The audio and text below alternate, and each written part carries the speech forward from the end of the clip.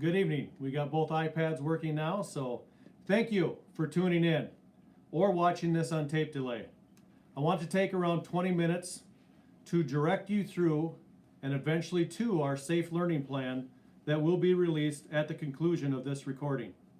I will highlight a few of the major points in the plan, but will not read the plan in its entirety to you.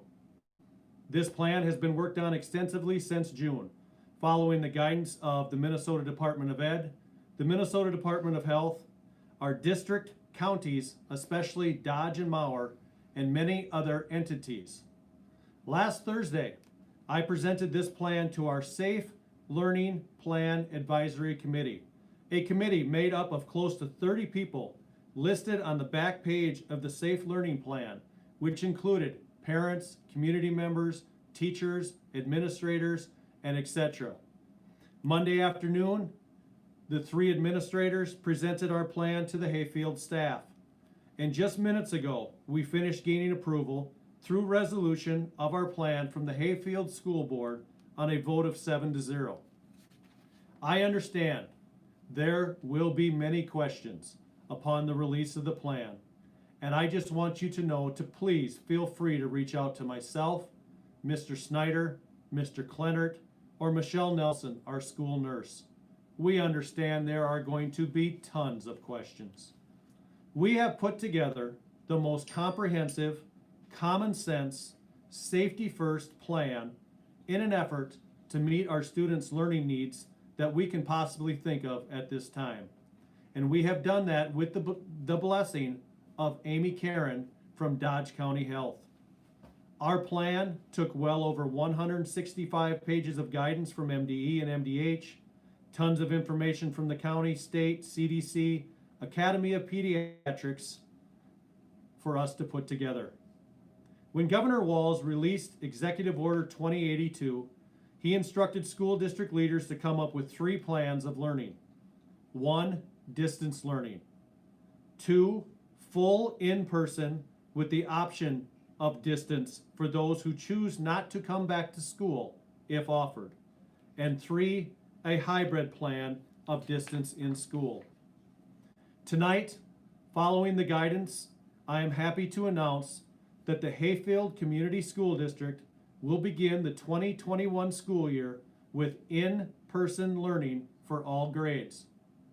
This includes an opt-out option for any student who does not wish to attend school in person at this time, and they instead will have the distance learning option. So how did we get here? Working with Dodge and Mower County, this is our #1 tool moving forward. We currently have approximately 64% of our students and our building residing in Dodge County. 33% of our students reside in Mower County and 3% in other. With that information, we use Dodge County as our base while working in conjunction with both Dodge and Mower County health officials.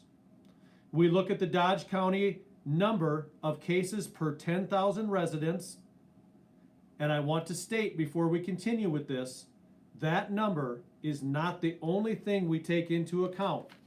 That number is the starting point for discussion with the county on which plan we qualify for. As of Tuesday, our number was 3.36 cases per 10,000 people. After starting with that number and conferring with county health officials to take additional factors into consideration, based on this guidance, we can offer in-person school learning for all students beginning September 8th. Again, I need to state, as that number changes over the course of the school year, it is not the only determining factor for which plan we need to be in. It is only the starting point for discussion between the county and the school district. Let it also be known that the state website only updates once every 2 weeks. I am getting daily updates from the counties. With that knowledge from the county, we began constructing a plan that keeps all students and staff physically safe as physically safe as we can possibly do here at school. We cared for and want to care for the social and emotional needs of all students and staff, and we are keeping learning as a priority, no matter the delivery model. Along with that, the topic of masks. Through resolution, the school board just passed a mandatory masking policy for the duration of the governor's executive order. Each student will receive 1 cloth and 3 disposable masks. They may use their own if it meets the criteria laid out in the Safe Learning Plan. I know masks are a hot button topic for many people on both sides of the issue. But here's the deal. We are not going to be able to go to school without wearing them in the state of Minnesota. Period. Please read the specifics included in the Safe Learning Plan on face masks or face coverings. They will be enforced. A good practice for students at home before school starts could be, if and when a student is on an electronic device, have them wear their mask in an effort to get used to them. What have we done for cleaning here at school? First and foremost, the quality of our air exchange system is second to none. Through the building project of 2018 and 2019, we have the most up-to-date HVAC system installed and running in our school. Our air is being replaced 6 times an hour. That means every 10 minutes.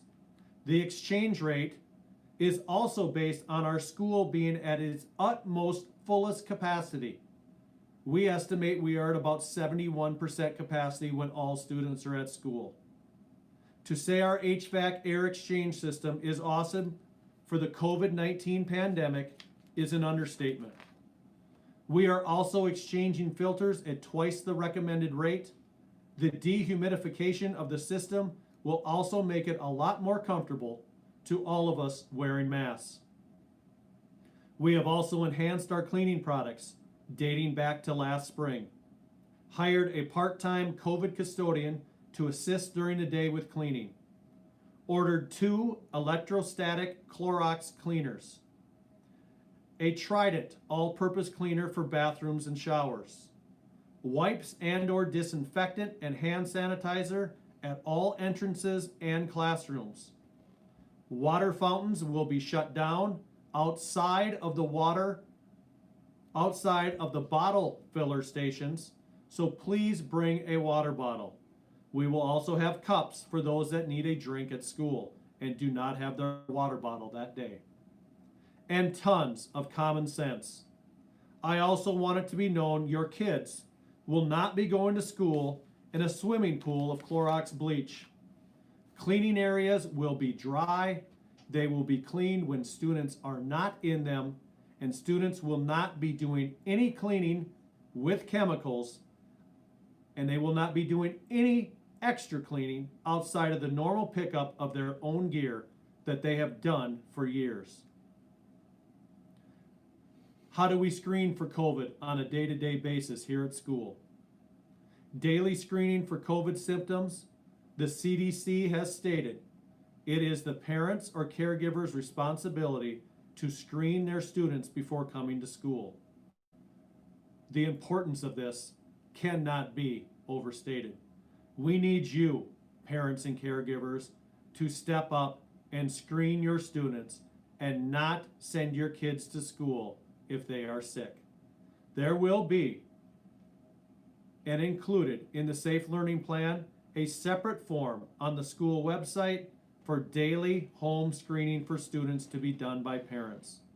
We need your help on this. We need your due diligence on this.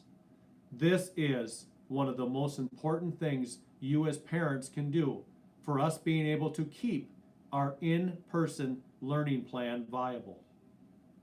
In-school screening for COVID symptoms will be taken care of by the school nurse, and she will run over protocols with students and staff. If a staff member or student tests positive for COVID during the year, each case will be handled with the county, the school district, and parents in accordance with data practice, HIPAA, and VERPA laws. Local county health departments will provide all protocols in any of these situations. Transportation. First of all, we are asking any parent that can bring or pick up their student or students to do so. This is all in an effort to limit student exposures. So if you're able to pick up or drop off your students to school and not ride the bus, it would be highly appreciated. We are strictly enforcing the 1 mile walking distance for all students living in Hayfield who do not live north of Highway 30. 1 mile, you will be walking to school. You will not be allowed to ride the bus.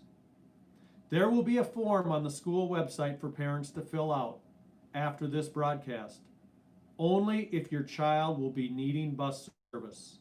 So to reiterate, anyone wanting bus transportation to or from school needs to fill out this form. Please contact the Hayfield Bus Company and talk to Selena Knutson if you have questions. Masks are required on the bus without discussion. Programming and scheduling of the school day. At the conclusion of this video, everyone will receive an email from their principal. Also, please read the plan for precautions and changes put in place for the in-person safe learning plan.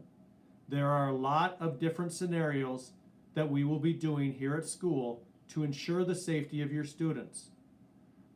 The lunchroom will only be for the elementary students. The 6th grade through 12th grade lunchroom will be the West Gym. We will have one-way walking. We will mitigate as much as we possibly can. We will spread students out as best as we can. We will enforce the mask policy, all in an effort to keep our numbers down, to keep the Dodge and Mower County numbers down, so we are allowed to offer students and parents the in-person learning model plan. Opt for distance learning. Grades 6 through 12. There will be a form to fill out on the school website this evening. PK through 5 has already completed this process. If there are changes, please contact your building principal. A reminder, we are eligible for the in-person learning plan, but every parent has the option of opting for distance learning for their student if they do not feel comfortable sending their student or students back to school at this time. Near the end of the Safe Learning Plan are resources. Please see the resources at the end of the Safe Learning Plan.